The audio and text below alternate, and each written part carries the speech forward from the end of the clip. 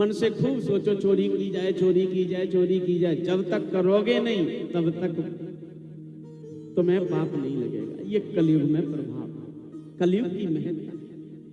लेकिन कलयुग कर यह पुण्य प्रतापा, मानस पुण्य हो नहीं पापा। मन से अगर पाप सोचोगे तो तुम्हें पाप लगेगा नहीं जब तक करोगे नहीं। लेकिन अगर मन से पुण्य सोच लिया कि कल गोवर्धन की परिक्रमा देने जाएंगे या कल भगवान की कथा सुनने जाएंगे पंडाल में, और किसी कारणवश बुखार आ गया, दस्त लग गए या और बीपी हाई लो हो गया, तो खाट से खड़े भी नहीं हो पा रहे हैं, शरीर उठ नहीं रहा है, तो भले ही आप कथा में या गिरिराज जी की परिक्रमा देने नहीं जा पाए, बैठे बैठे वही सोच लें कि हम कथा सुन रहे हैं या परिक्रमा दे रहे हैं, इतने सोचने मात्र से तुम्हें पुण्य का लाभ मिल जाएगा। ये कलयुग की।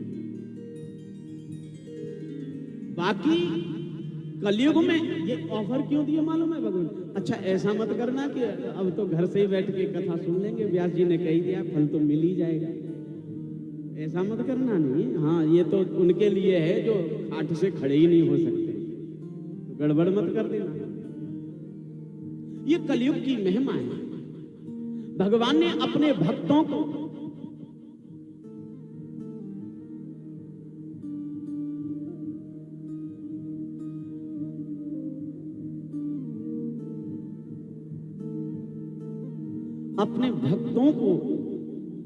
अपने से जोड़ने के लिए दयानिधि भगवान ने दया करके ये हमें सुलभता प्रदान की। नहीं तो बंधुओं, कलयुग जैसे युग में भगवान की भक्ति देखो, यहाँ कितने लोग भक्त बैठे हैं। ये भी बड़ी मुश्किल से भगवान ने इनको बुलाया है। आप जितने कथा में बैठे हो ना, मैं दावे के साथ कहता हूं, मेरा गोविंद तुमको जाकर के सपने में, रियल में, बुद्धि में, विचार में, विवेक में, सब में जाकर के देता है प्रेरणा। चलो कथा सुनने की, कह दो प्रेम से। नहीं, मैंने कल बताया था आपको कि ये पाप किसी को कथा सुनने आने थोड़ी देंगे। ये भगवान की कथा, संतों के दर्शन, ये बड़े भाग्य से मिलते हैं।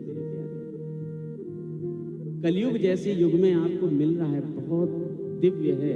नहीं तो कलयुग में बंधु कैसा घनघोर कार्य होता है। एक पंक्ति गुनगुना देता हूं, कलयुग के अंदर क्या क्या काम होते हैं।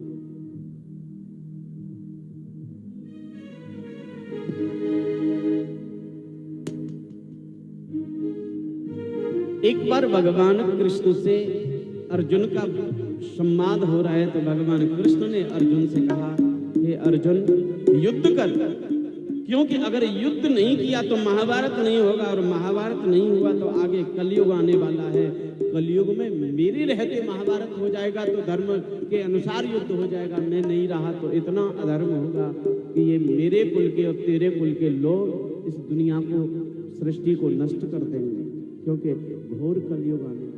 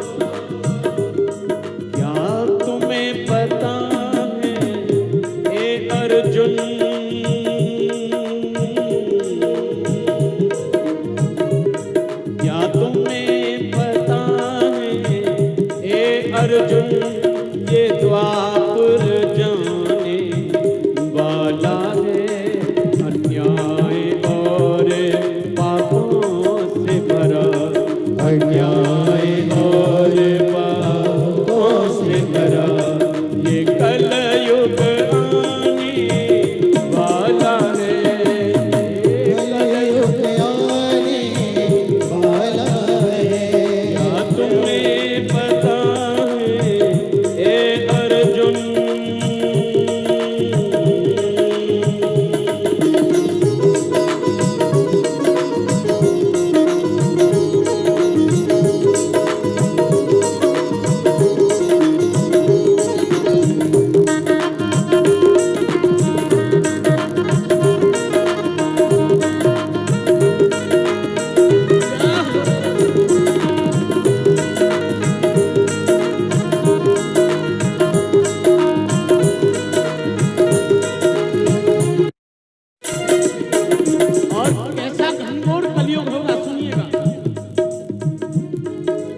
पुत्र पिता की कदर करे, भैया मारेगा भैया को, भैया मारेगा भैया को, भैया मारेगा भैया को।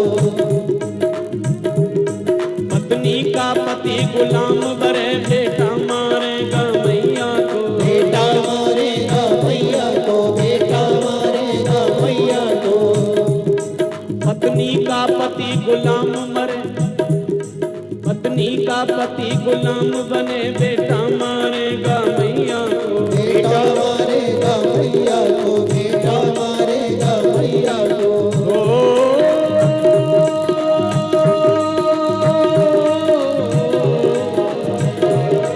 अब कान बलि इस कलयुग में, अब कान बलि कलयुग में भक्तों को न जाने वाला है। अन्याय और पापों से भरा, अन्याय और पापों से भरा ये कलयुग आने वाला है, ये कलयुग आने वाला है, ये कलयुग आने वाला है।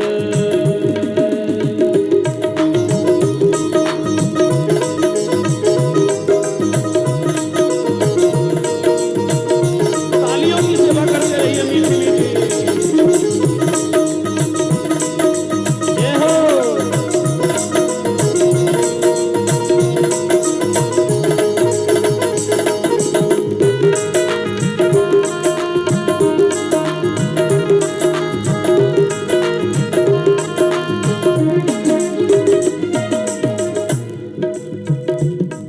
ज्ञानी की कदर नहीं होगी, आश्रम भी बिकेंगे कलयुग में, आश्रम बिकेंगे कलयुग में, आश्रम बिकेंगे कलयुग में। यथार्थ को सुनना। ज्ञानी की कदर नहीं होगी, आश्रम भी बिकेंगे कलयुग में, आश्रम बिकेंगे कलयुग में, आश्रम बिकेंगे कलयुग में। मानव तो बिका था सतयुग में, राजा हरिश्चंद्र बिके कि नहीं? मानव तो बिका था सतयुग में, भगवान बिचेंगे कलयुग में, भगवान बिकेंगे कलयुग में, भगवान बिकेंगे कलयुग में। सत्कर्म धर्म को बातों में,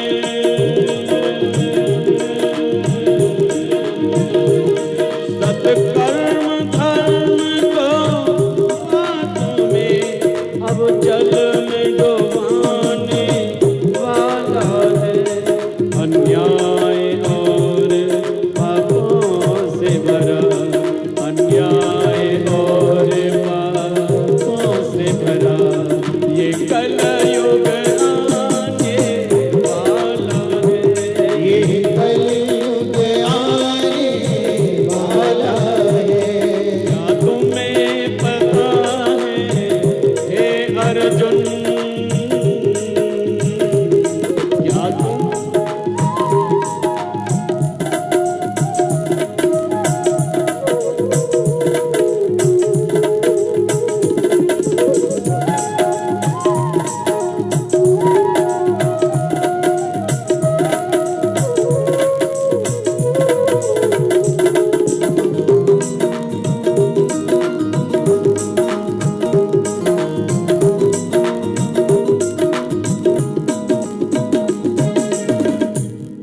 ये भाव नहीं होगा, देखो अन्यायी होंगे सब यहाँ पे, अज्ञानी होंगे सब यहाँ पे, अज्ञानी होंगे सब यहाँ पे। ना भाव भक्ति का ज्ञान कर्म, ना भाव भक्ति का ज्ञान कर्म, अन्यायी होंगे यहाँ पे सब, अन्यायी होंगे यहाँ पे सब, अन्यायी होंगे यहाँ पे सब। परमात्मा कृष्ण को ये मानव, परमात्मा कृष्ण को ये मानव अब बस में कर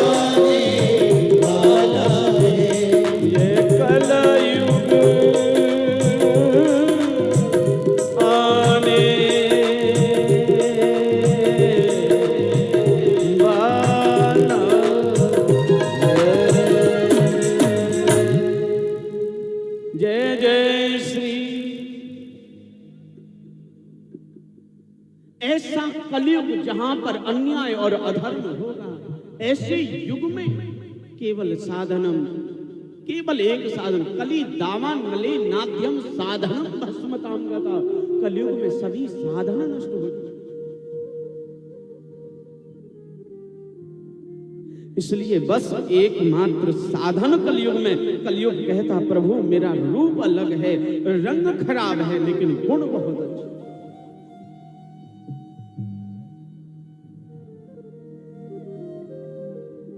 इसलिए मुझे भले ही अपने राज्य से निकालना चाहूं, निकाल तो चला जाऊंगा, लेकिन मेरे गुणों पर अगर ध्यान दोगे तो मैं तुम्हारे जनता के लिए, तुम्हारी प्रजा के लिए कल्याणकारी हूं।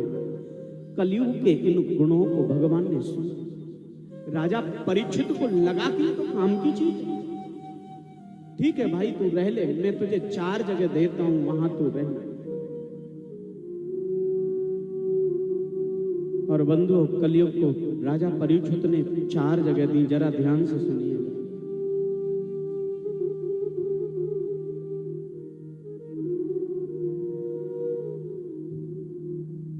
द्योतम पानम स्त्रियसूना यत्रा धर्म चतुर्वेद। 4 जगह प्रदान की हैं। द्यूतम, सबसे पहली कलयुग को रहने की जगह दी द्यूत। द्यूत कहते हैं जुए। जहां जुआ होता है कलयुग, तू वहां निवास कर।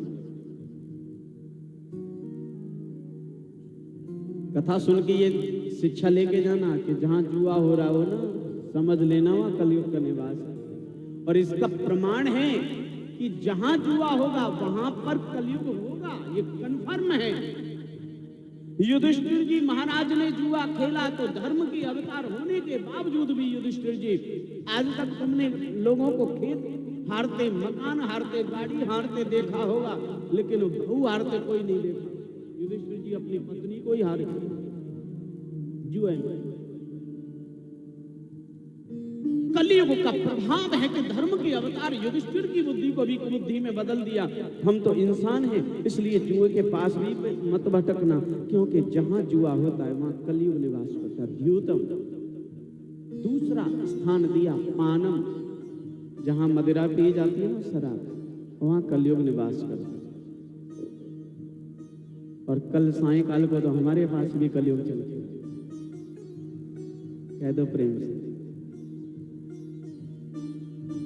लेकिन हम तो कलयुग के गुणों को ग्रहण करने वाले भैया, हमने तो गुण ग्रहण कर लिए। प्रेम से बोलो। जहां मदिरा पी जाती है, ध्यान से सुनिएगा, मैं नहीं कह रहा हूं, भागवत का श्लोक कहता है द्यूतम पानम स्त्री असूना यत्रा अधर्म चतुर्वेद। कलयुग 4 जगह स्थान दिए। जहां जुआ होता है कलयुग निवास करता है, कदापि मत जाना। जहां पान मदिरा पी जाती है वहां कलयुग निवास करता है, वहां मत जाना। नहीं तो कलयुग बैठेगा, और कलयुग बैठा ना तो फिर क्या क्या करा देगा तुम्हें पता भी नहीं चलेगा। हाँ, कह दो प्रेम। मुझे एक बचपन की घटना याद है कि हमारे यहाँ एक सज्जन थे, वो थोड़ा पीते, किसी के दबाव में आकर के उन्होंने पीना छोड़ दिया।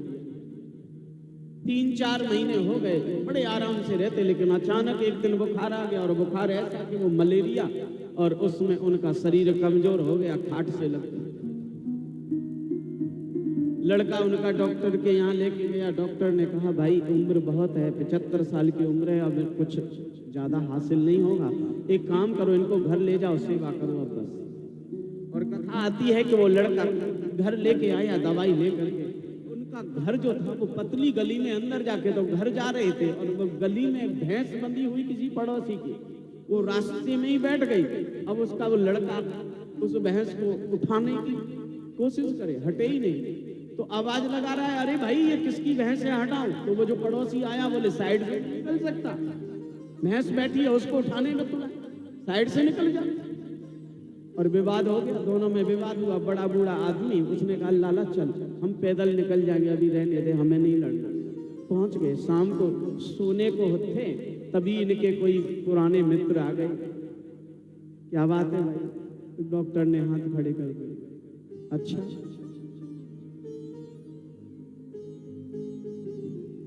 वैसे एक बात कहूं? बोले हाँ। अब बचोगे नहीं क्या? बोले नहीं। तो बोले एक काम करो, बचोगे तो नहीं वैसे भी तुम, तो एक बार लास्ट बार हमारी तुम्हारी जोड़ी बन जाए। तो बोले यार मर तो रहा ही हूं, लाल ले आ। और वो महाराज गए सुबह, और महाराज एक गया अंदर और दो गए, और जैसे ही दो गए, पहला गया तो खाट पर बैठ गया, और दूसरा जैसे ही पहुंचा तो महाराज खड़े होके 75 साल के दादा और आके गली में बोले निकल के आओ, कौन सा एक्टिंग दे रहा था दोपहर, कौन था, निकल के आओ। और ताल ठोक के खड़े। पड़ोसियों ने देखा भाई लाला लगता है आप तो ये पुराने फोरम में आ गए। कोई भी बाहर निकल के नहीं आया। सबको मालूम है कि इस समय ये शेर है, इनके साथ टकराना ठीक नहीं। अब पता नहीं उसमें क्या कमाल की चीज होती है, बस अंदर जाए तो आदमी को, मरते हुए आदमी को खड़ा कर। कारण ये है, मैं आपको बता दूं, ये जो मदिरा है ना, इसमें ऐसे तत्व होते हैं कि वो सीधे हमारे